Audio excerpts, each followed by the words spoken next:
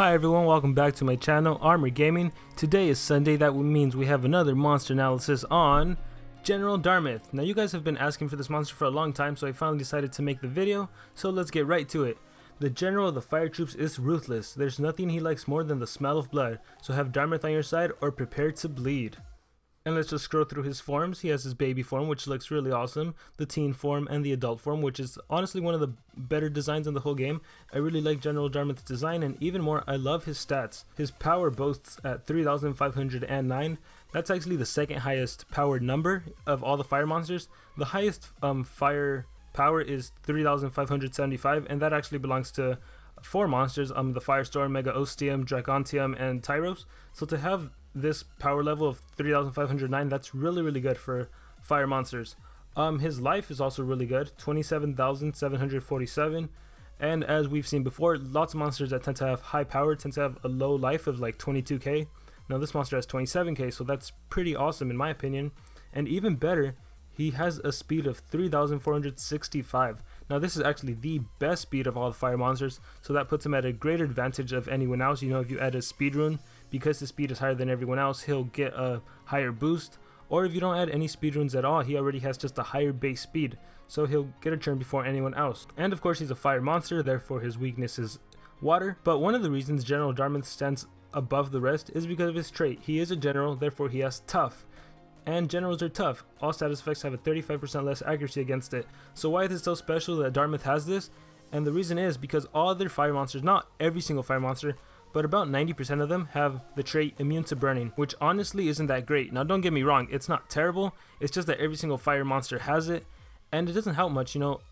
Traits like immune to freeze and immune to stun are the ones that really come in handy. Immune to burning is also good because burning takes away 15% of your life every turn, but having tough, that gives them some sort of resistance to all ailments and freezing and stunning specifically, so that's really good, and that puts them above other monsters. So even if a monster has a stun move, some fire monsters do have stun moves, he has a 35% chance to not be inflicted by it. So just looking at Darmith's stats and trait alone, he is definitely in the top 5, and I'm not sure exactly, I think he's in a battle between the top 3 actually. I still got to look at the rest of the monsters, so look forward to that coming soon. For now, let's just go ahead and scroll down to his skills. We start off by looking at his default skill and his special. Now there's nothing too special about his first two, so I'm just gonna show them back and forth. 25 damage, 13 stamina, 30 damage, 14 stamina, nothing too special.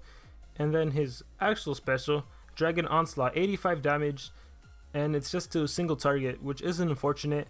And most generals, the first few generals that came out actually only had single target moves, so at the very best he can probably, with enough strength runes, one hit a monster if he gets it on the first turn. But honestly, there's nothing too special about his special other than the 85 damage.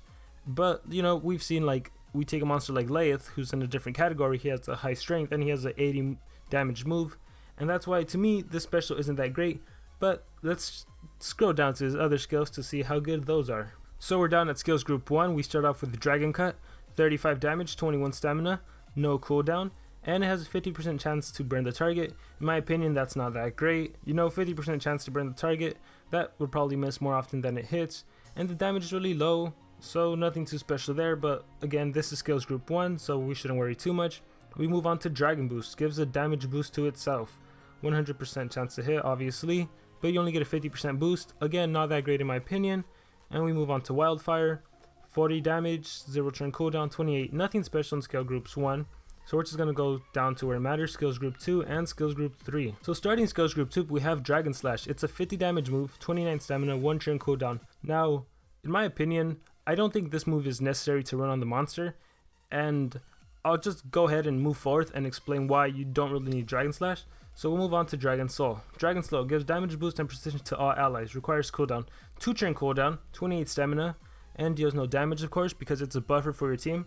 Now in my own personal opinion, I'm not a fan of this attack, and I know a lot of people are a fan of this move, but the reason I don't like it is because your typical team setup is you have a main supporter, you have a main attacker, and then you have another kind of like a control monster that can either act as a supporter, a buffer, or another like defensive monster, or another attacker. You know, it really depends, but that's the typical thing. The fact is, every single team, in order to be competitive, you need to have a main supporter.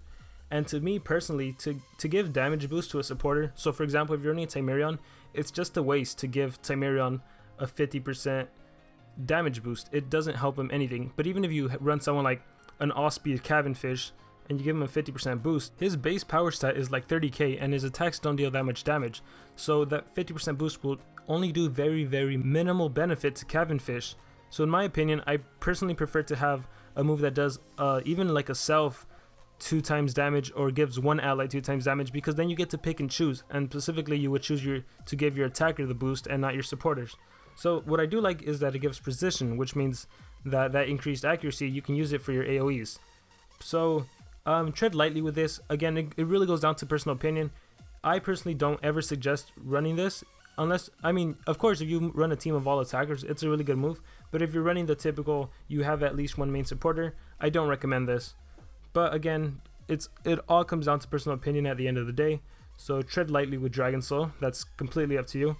The last move on Skills Group 2 is Fury Flare. And I think this is a must-have move for General Darmith. So it's an AoE, of course, attacks multiple enemies, 30 damage, 34 stamina, 3 turn cooldown. The cool thing is, accuracy 90, like most AoEs. The cool thing is, it inflicts burning, which your opponent loses 15% of his max health every single turn. And burning is a really good effect. Now, of course, against other fire monsters who have immunity to burn, it won't do much. But if you take this on against a General Tomb or an Oros who have life runes, it really deals a nice chunk. And again, it's an AoE, so if a monster doesn't have immune to burning, it'll be taking away 15% from each individual monster every time they get a turn. It's really good. This is actually one of the easiest ways to take down Voltig too. So yeah, Fury Flare, it's a must-have. Dragon Soul, in my opinion, you shouldn't need it, but again, it goes down to your personal strategy, so you might want it. Dragon Slash, I don't believe you need it, and the reason for that is because we're going to go down to Skills Group 3 and look at Final Slash. So as you can see, Final Slash is 55 damage, 5 more than Dragon Slash, 31 stamina, just 2 more than Dragon Slash, and it has a 1 turn cooldown. Now the cool thing about this is they're both special elements, but this one may burn the target. So you may be thinking, well, why do I need a may burn the target if I already did Flurry Flare? I might as well take the less stamina move. The thing is, because it is a 90% accuracy chance to hit, sometimes you will miss a monster, and that's when next turn you can attack with Final Slash. Any monster that didn't get burned, you have another chance to burn them, and of course it's a 1 turn cooldown. Now some people might suggest to run both Dragon Slash and Final Slash, but I don't think so, because you have a bunch of AoEs that you can use, and then this is only 1 turn cooldown, so in my opinion you only want this. Moving on to a highlight of General Darmith is his skill Dragon Berserker. It gives double damage, it ignores 50% of all incoming damage during 2 turns, it requires cooldown. Now, Darmith is the only monster that has Dragon Berserker, and like it says, so for the next 2 turns, whatever damage he takes is actually cut in half. So example, if he gets moved with an attack that's supposed to take out 20k, it's only going to take away 10k. That's pretty awesome in my opinion. Like I said before, General Darmith has a really nice life of 27,000, and then with the added Dragon Berserker, it's basically like he has an extra 50% life for the first, or whenever you decide to use it. So I guess his life can kind of be read as, what is that, 40k to start off, just for the first 2 turns from whenever you use Dragon Berserker. And normally you would want to use this at the very first turn, just because you also get your damage boost, and that's if you don't have another supporter to buff him. So in my opinion, that's really, really awesome. He's the only monster that has this. It's a good move, you should definitely run it. The question always comes, should you run Dragon Berserker or Dragon Soul? And I gave you guys my opinion how I feel about Dragon Soul. You only get a 50% boost, and a 50% boost doesn't allow you to utilize Darmith to his full potential. But the 2 times damage really does help you, and the Dragon Berserker just helps him stay alive in case you don't decide to put a life rune or anything like that, you know, because if you go 3 strength runes, he is going to be going last most likely. He does have a nice base speed, but if your opponent's running on speed runes, you are going to go last. I mean, you could always run a speed rune too, but again, if your opponent tends to be running mostly speed runes, they're still going to get a first turn over you. So it's a really, really good idea to run this move. In my opinion, it's a must-have move, along with Fury Flare. So those are 2 moves you must run. And then we move on to his last attack, Final Flare. And it's just a typical AoE, 4 turn cooldown, 35 stamina. What's cool about this is the 45 damage. So it's that typical strong AoE. So again, if first turn you do Dragon Berserker, next turn comes around, you can do Final Flare, and maybe you can kill a monster, maybe you can't, or maybe you can do Fury Flare, and then the 3rd turn that comes around, you can end the match with Final Flare. So Darmith is pretty straightforward. He's a pure brute. He's an attacker. Really good stats. I personally recommend, you can watch my 1 to 100 video for him, but I personally recommend run Fury Flare from Skills Group 2 and run all of Skills Group 3, which is Final Slash, Dragon Berserker, and Final Flare. As far as runes go, it really depends where you are in the game. So for example, if you're in that league of like level X runes, where every single enemy opponent is running 3 level 10 runes, you have to run a level 10 rune yourself, or at least 1 speed rune, because if you don't, they're going to get 2 turns before you get 1 turn.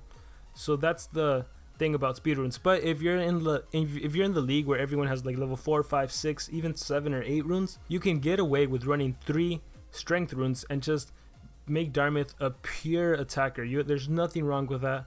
But again, you could also give him two strength. I always recommend, at least when a monster is a pure attacker, give him at least 2 strength runes, and then give him whatever you like. If you think he needs a team speed to help out your monsters, give him a team speed. If you think he needs a life, a lot of people bash on life runes, but now specifically that wars are a thing, I really see a lot of monsters tend to have life runes, and because of that, it's not easy to one-hit KO them, so then they still get an attack on you.